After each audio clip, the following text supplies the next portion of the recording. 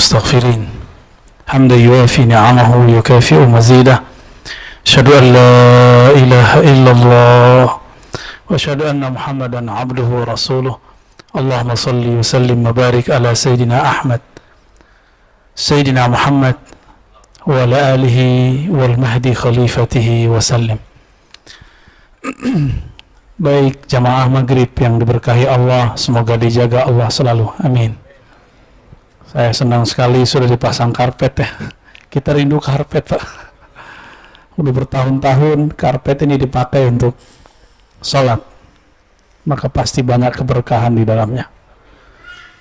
Kita berharap pihak yang berwenang nanti mencabut kewajiban bermasker, karena sudah 90% udah belum? 80% vaksin udah ya. Eropa negerinya lebih dingin dari kita, mereka sudah beberapa bulan ini nggak pakai masker. Jadi ngalah aja Pak, vaksin biar kebuka maskernya. Capek kita pakai masker. Sujud enak nggak pakai masker? Ya, nggak segera vaksin. Di sini ada vaksin, masih ada vaksin Pak. Terus tiap hari apa? Besok tanggal 10. Ya udah vaksin deh, saya tanggung jawab dunia akhirat. Di situ ada ini Ustaz, antum kan nggak ahli hukum, guru kita banyak ahli hukum, profesor doktor, mereka sudah mengeluarkan fatwa bahwa boleh, bahkan kalau di MUI itu udah nyebutnya darurat. Ya. Ada yang nanya, ini Ar-Razi kok ngizinin vaksin? Apa nggak ada wali yang menggemblengnya? Wali apa? Wali murid? Oh banyak. Ya ada lah, masa nggak ada wali guru kita? Ya. Kalau kita nggak punya guru waliullah, siapa yang mengajarkan kita takut kepada Allah Subhanahu wa Ta'ala?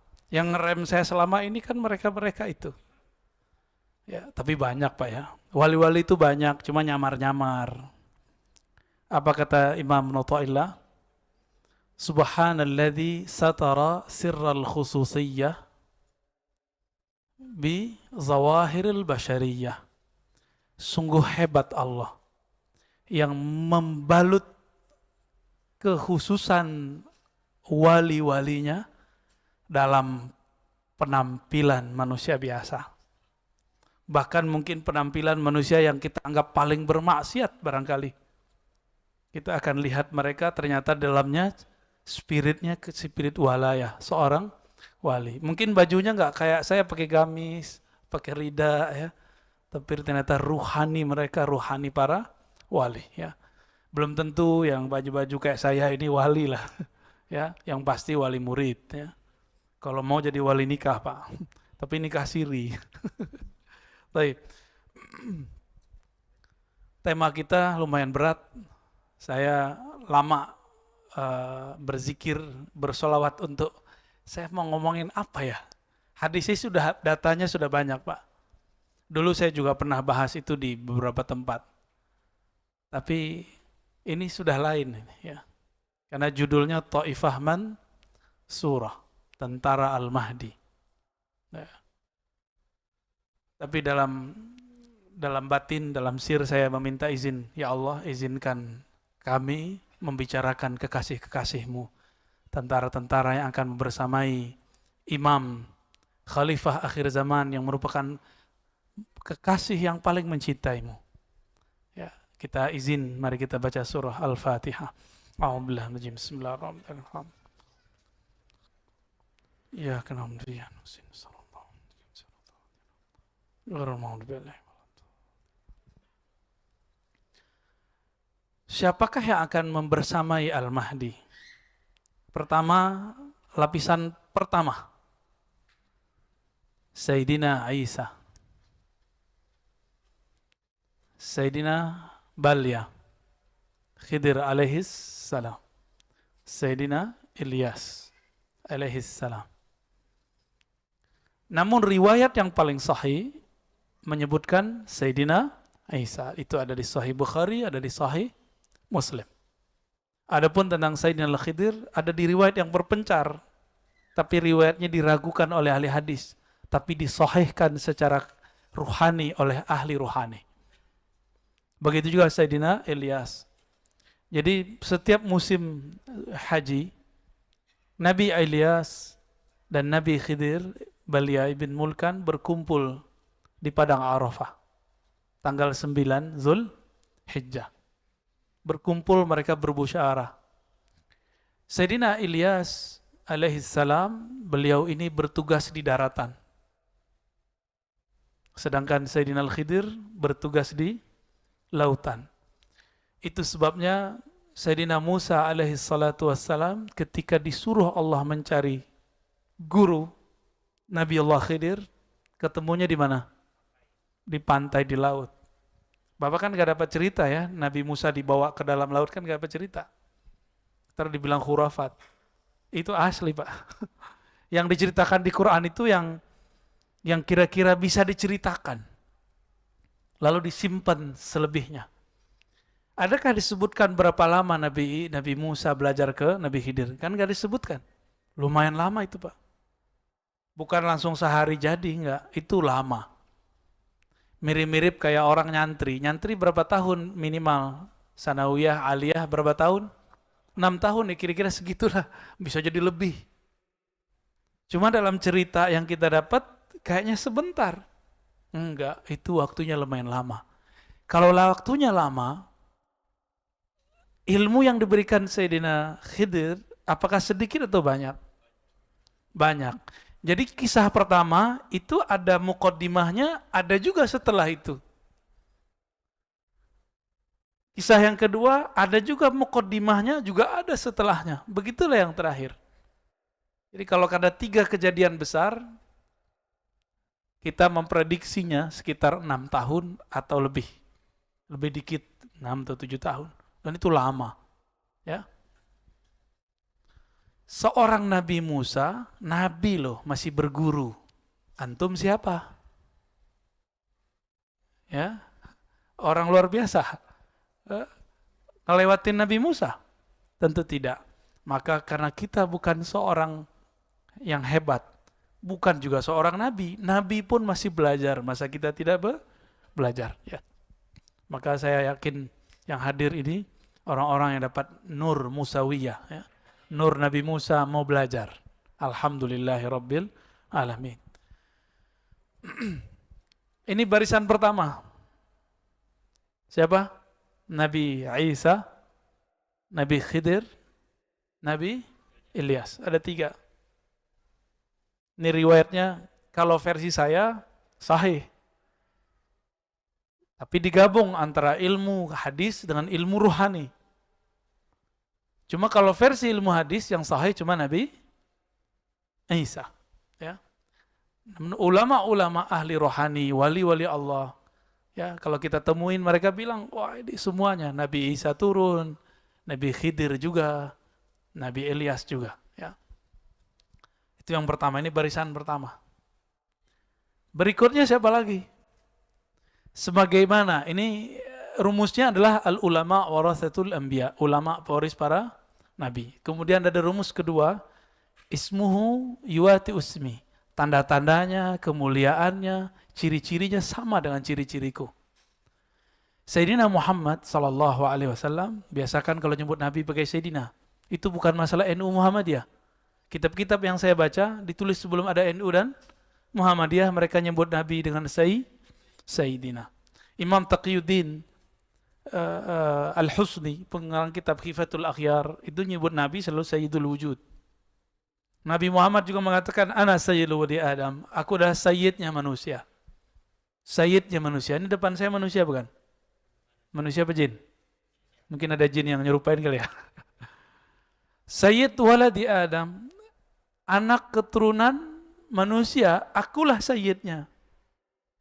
Hatta Nabi Adam butuh syafaatku. Hatta Nabi Ibrahim butuh syafaatku. Hatta Nabi Musa, Nabi Isa butuh syafaatku. Ini dibutuhkan syafaatnya. Terus antum nyebut-nyebut nama beliau Muhammad. Ya nggak sopan lah. Kecuali ada namanya Muhammad apa nih? Ada namanya Muhammad Fadli gitu ya. Berarti nama orang selain Nabi Muhammad gak ada masalah.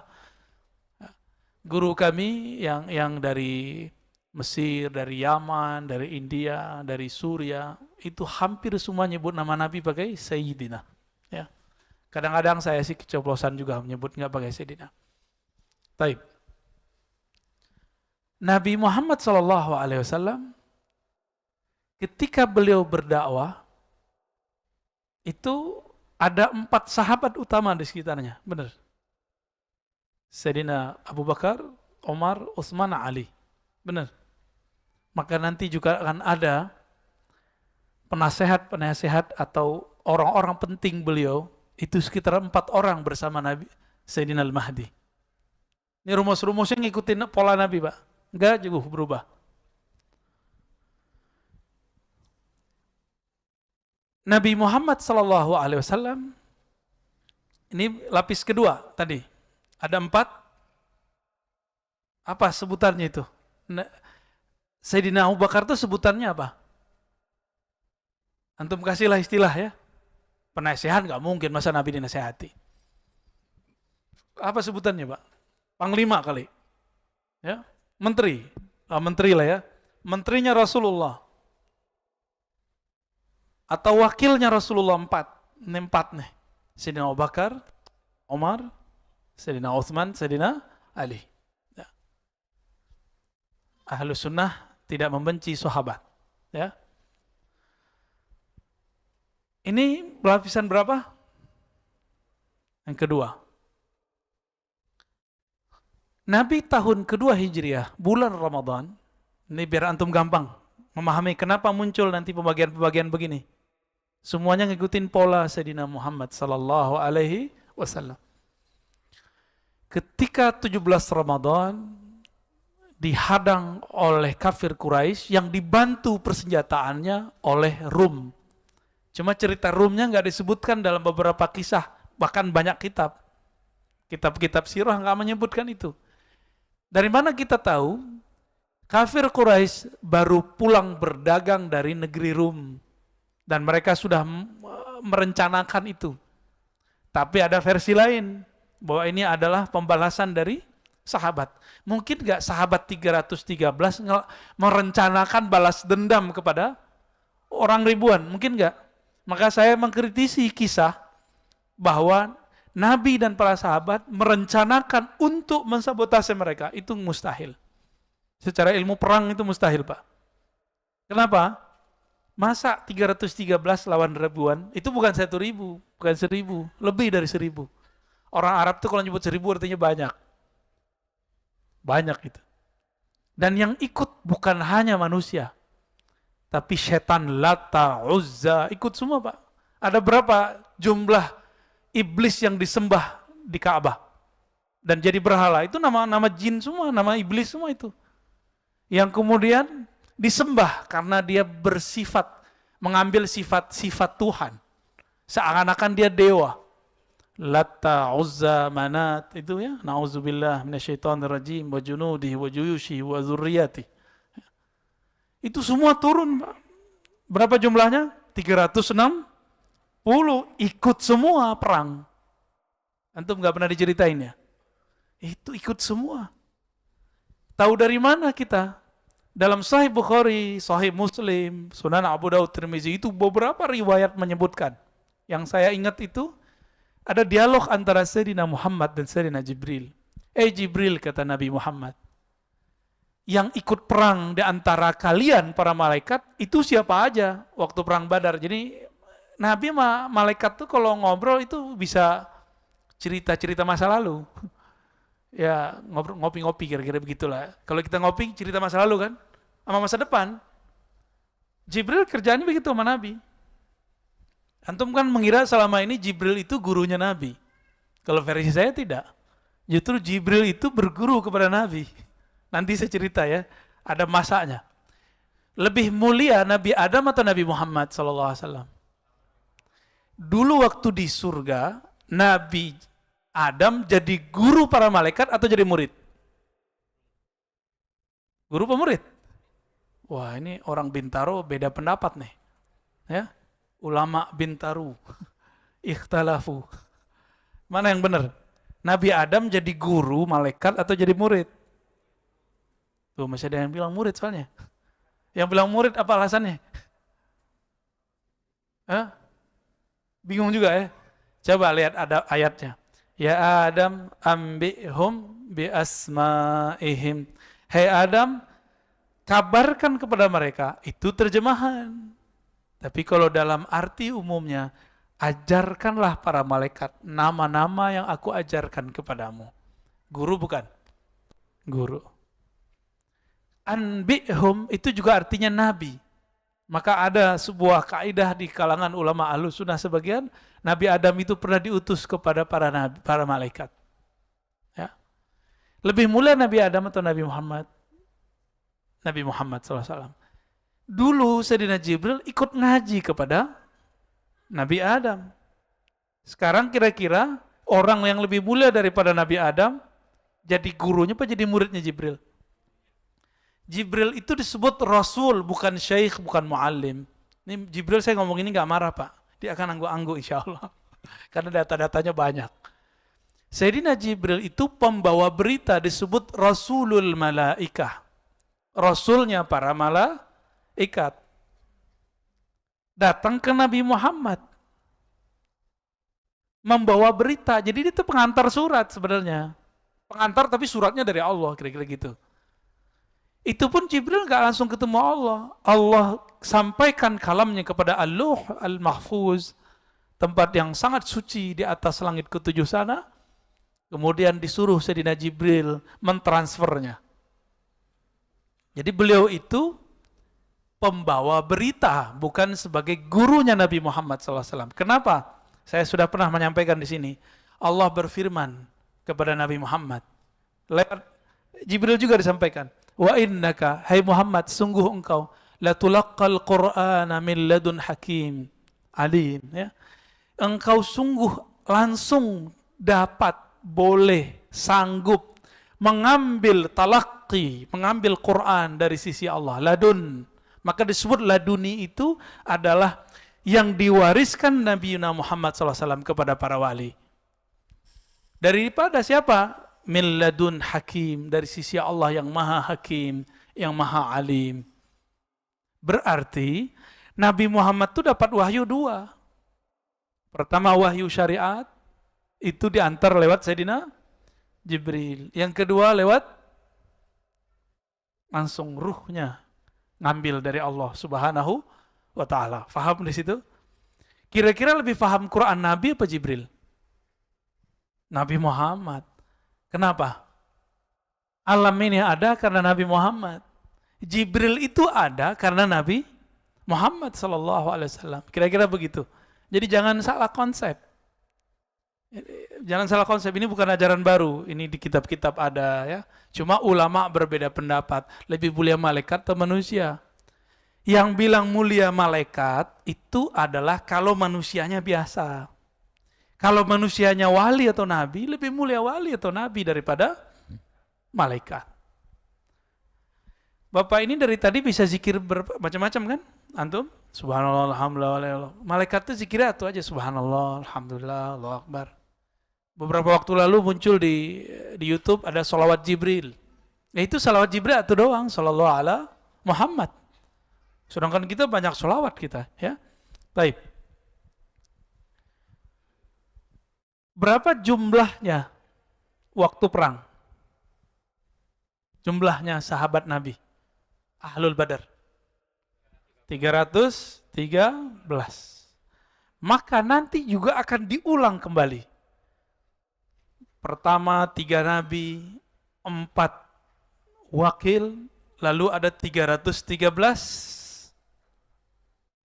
tentara utama pewaris Al-Badar. Pewaris Ahlul Badar. Tapi hati-hati, jangan ketipu dengan angka-angka 313. Banyak sekarang ngaku-ngaku 313. Ya.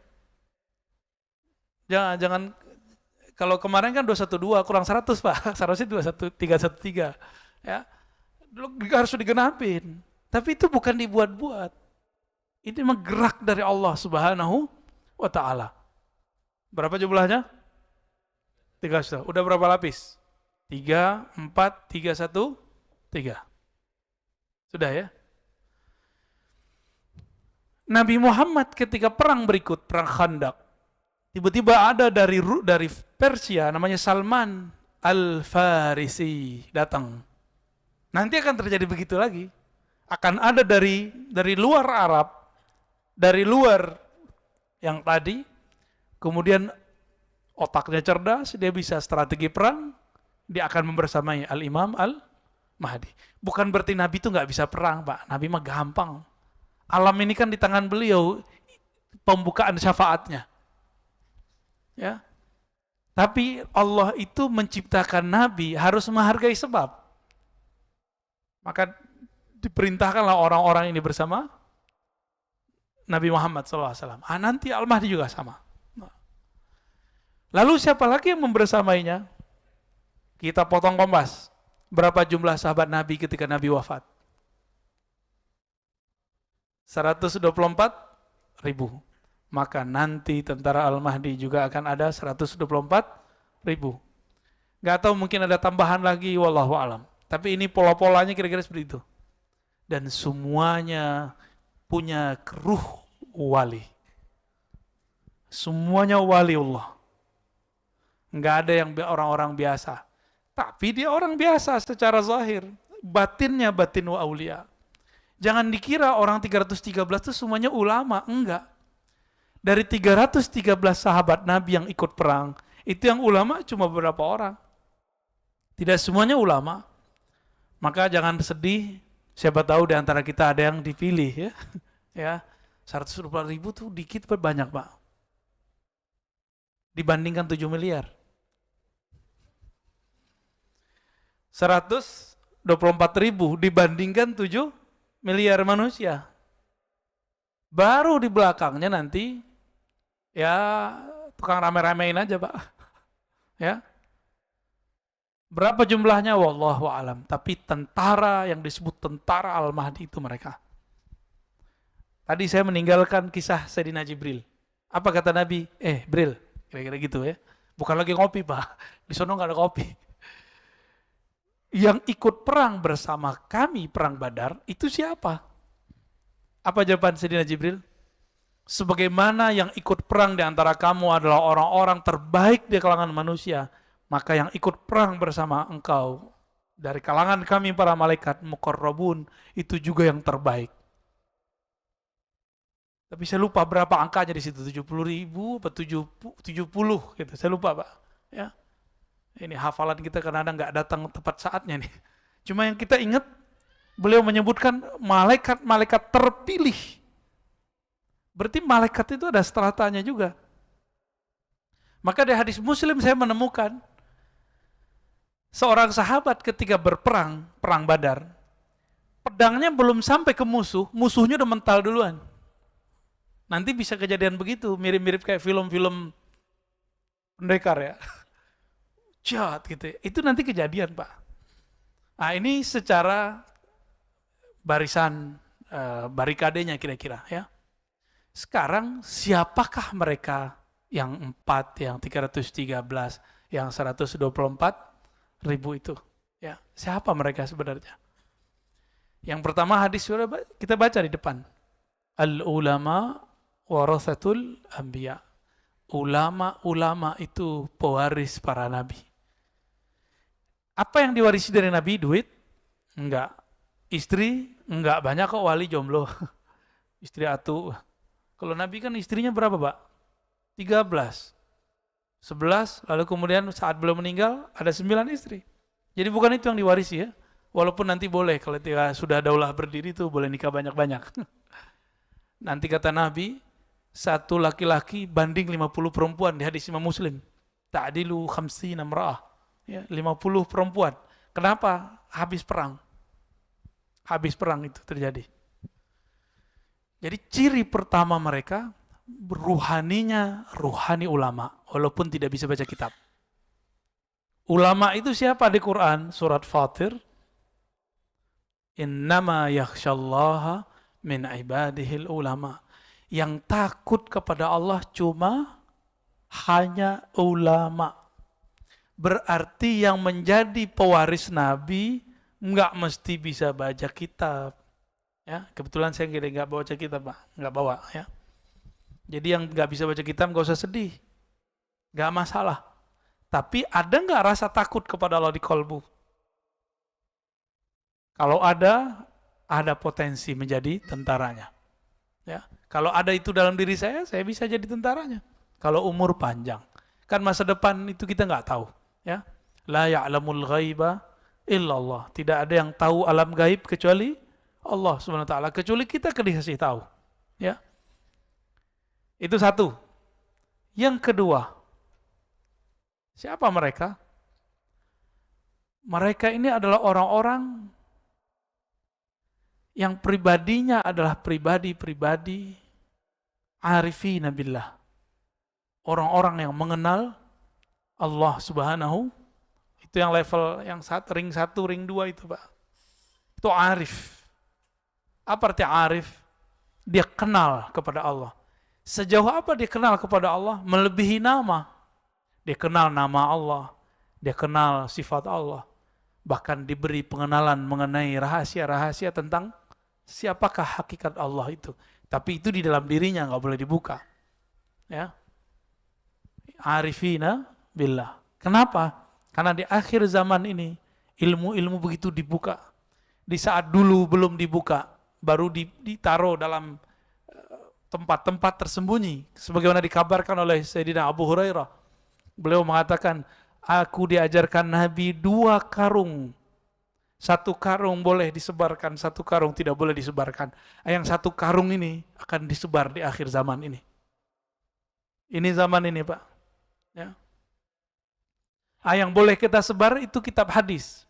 Maka insya Allah next kita buat kajian kitab hadis setiap malam Jumat sekali sebulan insya Allah ya. Benar Pak ya? Kalau sekali seminggu saya nggak kuat Pak. Sekali sebulan insya Allah malam Jumat habis Isya kita buat kajian di sini. Kajian kitab hadis Sahih Muslim. Nanti kita pilihkan babnya. Jilid pertama dulu. Siap untuk punya kitab ya? Ya beli kitab di luar, kita ngaji hadis di sini. Kita buka dulu yang pertama. Semoga yang kedua ikut kebuka. Ya, karung pertama kita buka, itulah hadis Nabi, itulah Quran. Karung keduanya sebenarnya ada di balik huruf-huruf Quran itu. Ada di balik kalam-kalam Nabi itu. Jadi sebenarnya Abu Hurairah itu lagi main-main sama kita, lagi canda-candaan sama kita. Gue punya 2 karung gitu. 1 disebar, 1 enggak. Mana ada ilmu enggak dibuka. Tapi disimpan dalam setiap huruf-huruf Quran itu ada sir-sir Allah Subhanahu wa ta'ala. Kita baca bismillah aja Pak, kalau tahu maknanya mungkin gak kuat ngelanjutin sampai ke alhamdulillah. Cuma karena kita tidak tahu rahasia basmalah, ya masih begitu kan. Ketemu virus aja suzon sama orang. Virus yang jahat kok kita suzonnya sama orang kan.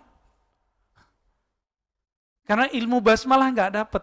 Masih ingat Khalid bin Al-Walid. Dia itu kalau mau perang sama orang nggak langsung nyerang. Ditanya dulu, ada racun paling hebat di sini? Kalau ada, ayo kita sayembara. Siapa yang masih hidup, berarti dia menang. Yang dibaca cuma Bismillah, minum dia Pak. Wah ilmu saya belum sampai ke sono sih. Cuma keyakinan kita, insya Allah kita harus latih sampai ke sana. Gimana caranya? Setiap mau minum mulailah baca basmalah. Apa arti bismillah? Minta izin kepada Allah Subhanahu wa ta'ala. Ya Allah izinkan aku minum, ngambil kesegaran dari makhlukmu. Insya Allah itu kolbunya akan lembut. Jadi jangan-jangan hati kita ini keras karena kita makan minum tidak menyebut nama Allah. Ya. Tadi cirinya berapa udah? 2. Arifin, ya, kenal. Ini sebenarnya cabang yang pertama. Yang ketiga, dalam hadis Imam Bukhari, Muslim, Abu Daud, Tirmizi sama, tapi lafaznya sedikit berbeda. La tazalu ummati zahirina 'alal haqq. Senantiasalah di antara umatku zahirina 'ala. Zahirin itu artinya menzahirkan, tapi kalau ditambahin 'ala itu artinya tolong menolong. Zahirina al-haq artinya tolong menolong dalam al-haq. Apa arti al-haq? Kebenaran. Tertatih-tatih memperjuangkan kebenaran. Kalau ada usaha berjuang, berarti ada tantangan enggak? Ada musuh nggak? Banyak musuh. Dan kalimatnya di situ cuma ta'ifah. Maka ciri ketiga kelompok itu disebut ta'ifah. Tapi jangan ketipu, banyak sekarang yang ngaku ta'ifah. Istilahnya ta'ifah mansurah. Hatta ya'tiya amrullah. Sampai datang amrullah. Apa arti amrullah? Perintah Allah, satu. Apa arti amrullah? Coba kembali ke Quran. Wa idza sa'alaka ibadi anni. Bukan yang itu. Yas'alunaka 'anir ruh. Qulir ruh min amri rabbi. Mereka bertanya kepada engkau mengenai ruh. Katakan ar-ruh min amri rabbi. Itu adalah amrullah kalau diterjemahkan. Berarti hatta ya'tiya amrullah, hatta ya'tiya al-ilmu an ruhillah. Itu terjemahan saya, Pak. Ini terjemahan baru, sebelumnya belum ada yang terjemahin begini. Tapi dasarnya pakai Quran. Sampai datang ilmu mengenai ruh. Karena banyak yang salah faham mengenai ayat ini. Dikira wa ma utitum minal ilmi illa qalila. Tiadalah engkau diberi ilmu kecuali sedikit. Itu kan kalimatnya tum. Tum itu kepada yang bertanya, yaitu kaum Yahudi dan Nasrani. Kaum ahlu kitab. Hai ahlu kitab, kamu tidak diberikan ilmu itu kecuali sedikit. Kalimatnya bukan wa ma utita ya Muhammad, bukan. Tapi wa ma utitum, dalam kurung ya ahlal kitab. Tidaklah kamu diberikan ahli kitab kecuali sedikit. Berarti Nabi Muhammad diberikan banyak. Karung itulah yang masih disembunyikan sampai hari ini. Ilmu tentang apa? Mengenal ruh. Dan ini agak berbeda dengan mainstream memang. Cuma kan katanya Taifah tidak takut dicaci maki orang. Ya semoga kita bagian dari mereka. Ilmu itu adalah ilmu mengenai ma'rifatur ruh. Kita sudah cek semua kitab-kitab yang ada ya pada kita tentunya, PDF dan segala macam. Saya nggak berani menyebutkan angka kitabnya berapa, terkualat lagi ya. Takut salah. Tapi sebatas yang kita baca dari kitab-kitab yang bahas ruh. Semuanya masih ambigu. Yang mereka bahas ruh itu masih arahnya kolbu. Masih dianggap sukma atau jiwa. Bukan. Ruh itu rahasia Allah. Kalau kolbu sudah dieksplor oleh Imam Ghazali. Nafs sudah dijelaskan oleh Imam Ghazali. Apalagi akal sudah dijelaskan oleh para filosof. Ilmu-ilmu yang ada sekarang kan cabang dari akal semua. Ilmu mengenai yang tarekot yang ada di alam semesta hari ini, itu mentoknya di ilmu kolbu. Maka zikirnya zikir kolbu, riadohnya riadoh kolbu. Semuanya di situ. Tapi nggak sampai kepada ma'rifatur ruh. Ternyata ma'rifatur ruh itulah jalan terdekat kepada Allah. Ketika Allah mengatakan, inni qarib, sungguh aku dekat. Itu sedekat kita sama nafas kita. Bukan berarti di dalam diri kita ada Allah, bukan. Itu salah, nanti jadi Allah nyatu ke badan, ya nggak boleh begitu. Tapi dekat sekali, dan dekatnya hanya Dia yang tahu. Dan kekasih-kekasihnya. Ya. Allah kasih kunci-kuncian. Dekatnya Allah dan Nabi Muhammad itu seperti qaba qausaini au adna. Seperti dua busur atau lebih dekat. Itu Nabi Muhammad, Pak. Jika Al-Imam Mahdi sedekat itu kepada Allah, maka jika Nabi Muhammad sedekat itu kepada Allah, maka Al-Mahdi juga sama. Kan pewarisnya adalah Al-Mahdi. Tadi saya kembali ke hadis pertama, ada yang ketinggalan. Ulama pewaris para nabi. Oke, nabi berapa tadi? 124.000. Sahabat berapa? 124. Jadi sebenarnya, ini antum mungkin jarang mendengar ini. Sahabat-sahabat 124.000 itu adalah pewaris semua nabi. Makanya Nabi Muhammad mengatakan, di antara nabi itu ada yang punya murid, punya jamaah, punya umat, ada yang tidak punya. Di antara sahabat ada yang punya umat, ada yang tidak punya umat, ada yang nggak punya jamaah, sama. Berapa jumlahnya tadi? Nabi wafat, jumlah sahabat 124.000. Tapi yang kedetek oleh ahli hadis, Imam Ibnu Hajar cuma 12.000. Ya, di kitab Al-Isobah, seingat saya ada 12.000. Tulis namanya ada. Berapa tadi? 124.000. Yang ketemu namanya cuma 12.000. Gimana tuh? Berapa persen dapatnya? Cuma 10% yang namanya ada. Sama. Nanti tentara Al-Mahdi yang dikenal paling cuma 10%. Yang lain nggak tahu, Pak. Ahlul Badar aja antum nggak tahu kan? Ada yang tahu nggak Ahlul Badar siapa aja? Saya aja nggak hafal semua. Padahal kita baca sering, tapi nggak hafal-hafal semua. Apa begitu ya? Begitulah hafalan kita.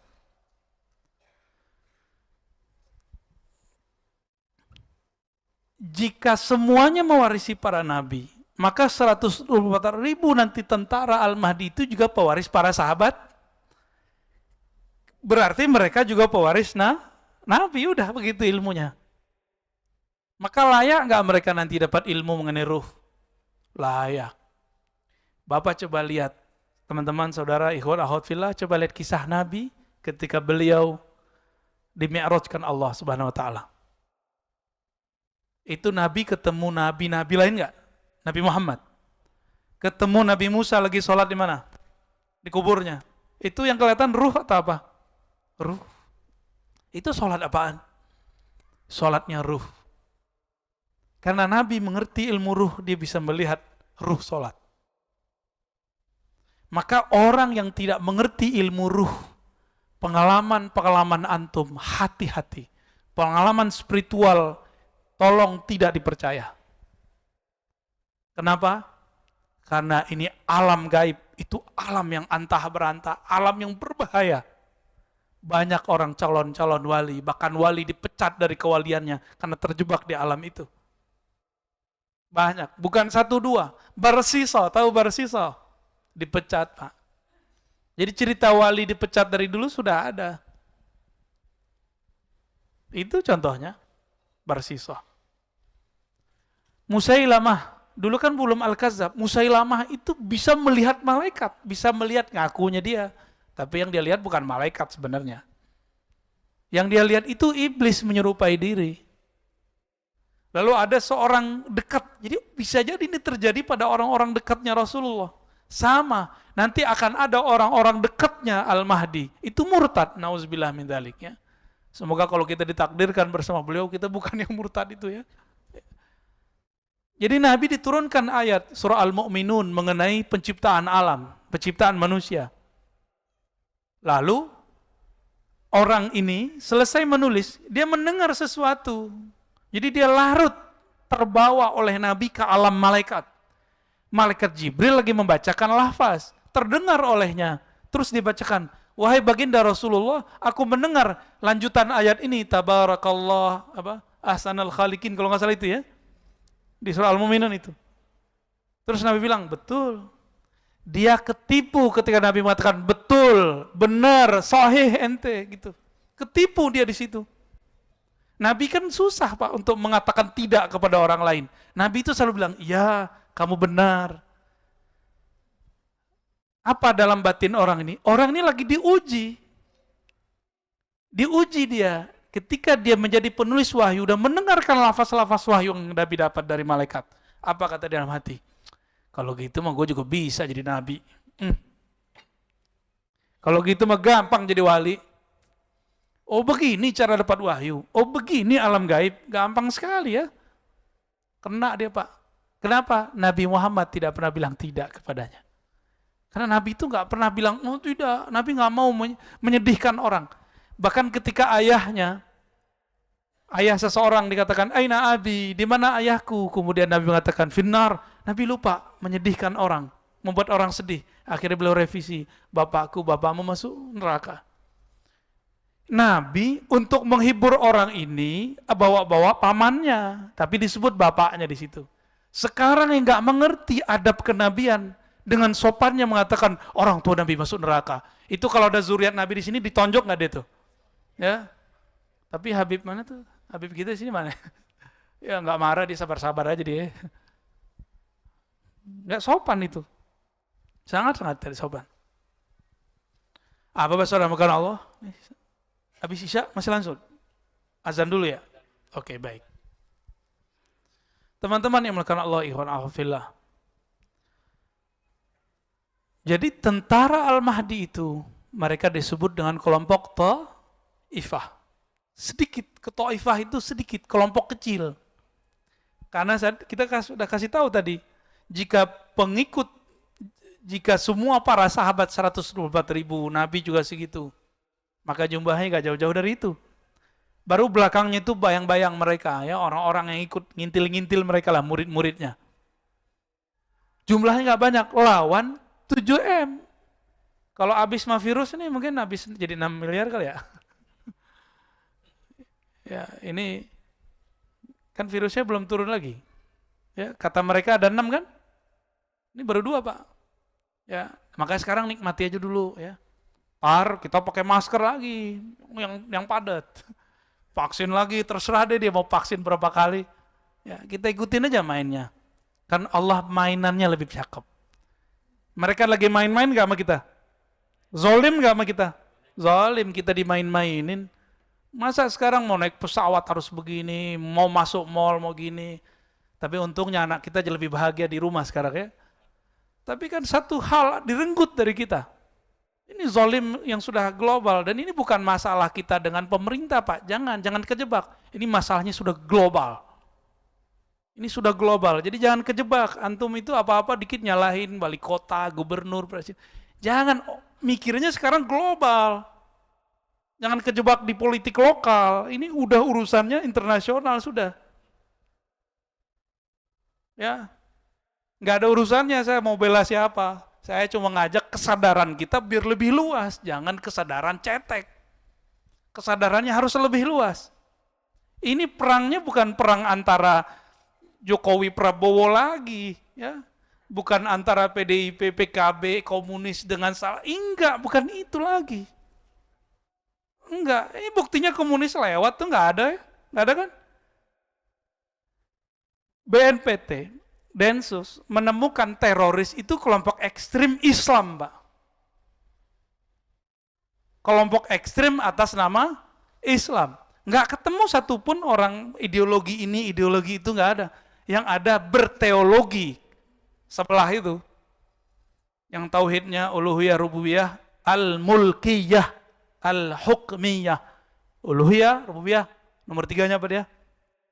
Ya, bukan asma sifat, al-mulkiyah, hukumnya. Kalau asma sifat paling ngebom kita pakai kata bid'ah. Kalau yang udah hukmiyah, itu beneran. Dan Nabi mengatakan, فَإِذَا لَكِيتُمُوهُمْ فَاقْتُلُوهُمْ. Kalau ketemu mereka, perangi mereka. Lafaznya begitu. Tapi ciri-cirinya ribet, Pak. Di Quran disebutkan apa? Di hadis.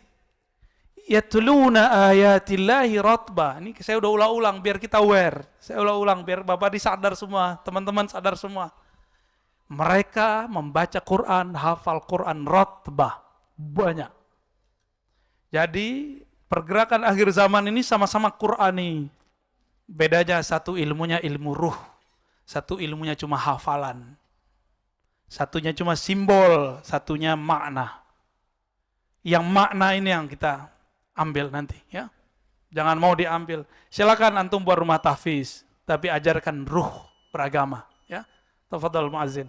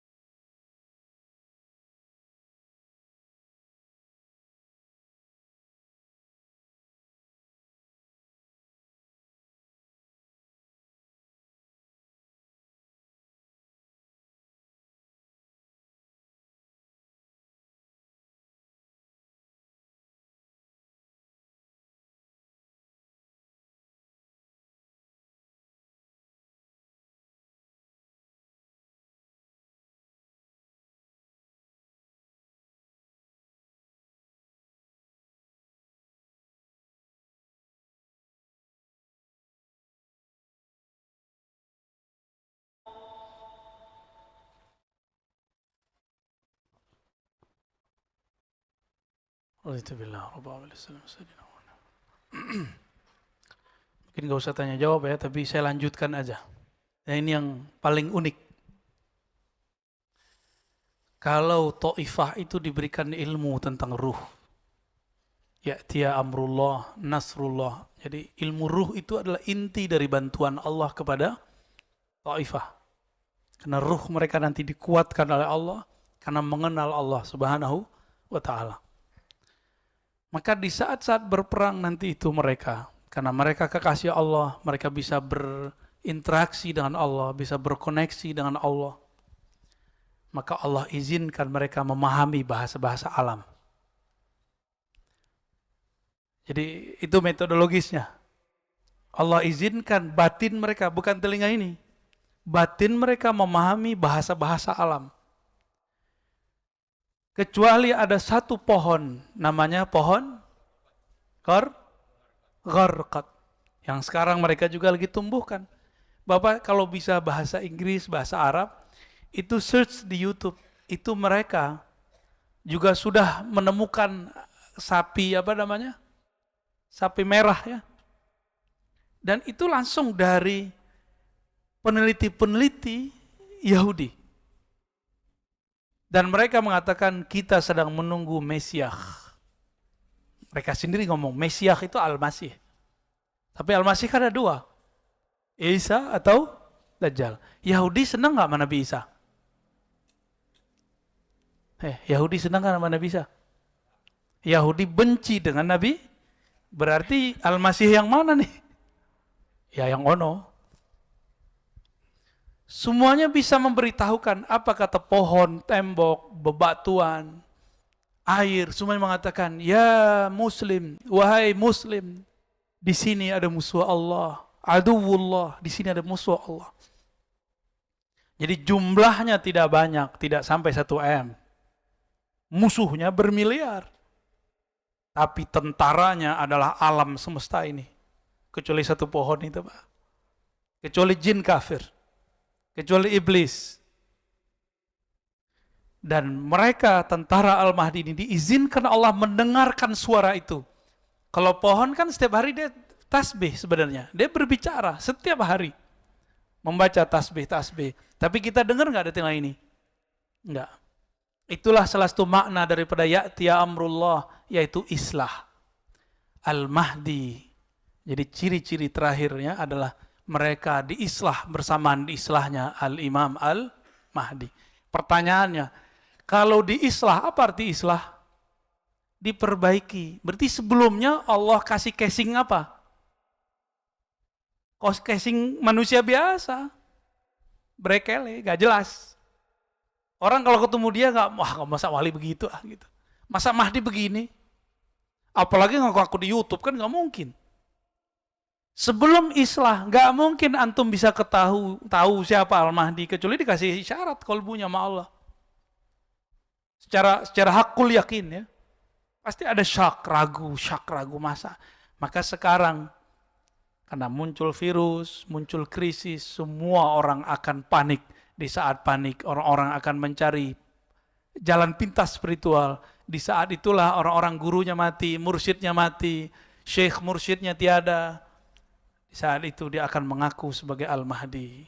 Kenapa? Dia menemukan ilmu baru. Dikira itulah ilmu yang satu karung yang kedua. Padahal kalau orang nggak berguru, gurunya siapa? Setan. Ya, nanti penciriannya itu aja Pak. Ciri-ciri Al-Mahdi palsu, dia nggak ada gurunya. Ini paling gampang. Paling gampang cek Al-Mahdi palsu. Dan yang paling sedih, ada yang nggak percaya Al-Habaib. Padahal Al-Mahdi pasti Habaib. Berarti tentara yang di sono, musuhnya kita, ciri-cirinya apa nanti? Gak percaya sama zuriat Nabi. Udah sekarang berbaju Islam mereka. Ya, hati-hati Pak dengan kelompok sekarang yang gak percaya dengan habaib. Saya kasih bilang hati-hati aja. Karena belum pasti juga kan. Siapa tahu besok dia berubah. Siapa tahu besok dia dapat hidayah. Ya. Kita semoga diberi hidayah oleh Allah dan mereka juga. Jangan bilang semoga mereka dapat hidayah. Lupa mendoakan diri sendiri. Ya. Ini ciri-ciri yang paling unik tadi. tentara Al-Mahdi diberikan kemampuan membaca bahasa alam semesta. Ya. Dan itu bukan halu, itu langsung setelah Allah islah qalbu mereka. Allah islah batin mereka bersamaan dengan islahnya Al-Imam Al-Mahdi. Dan ada satu rahasia, islahnya Imam Mahdi itu sama dengan mi'rajnya Nabi Muhammad sallallahu alaihi wasallam. Jadi Nabi Muhammad itu diislah dengan cara mi'raj, begitu juga dengan Al-Mahdi. Semoga kita yang hadir menjadi tentara-tentaranya, kalau tidak pencintanya. Jika tidak, semoga meninggal husnul khatimah. Jangan sampai ada yang menjadi tentara Dajjal. Amin ya rabbal alamin. Wassallallahu ala nabi Muhammad. Subhana rabbika rabbil izzati amma yasifun. Wassalamun ala mursalin. Assalamualaikum warahmatullahi wabarakatuh.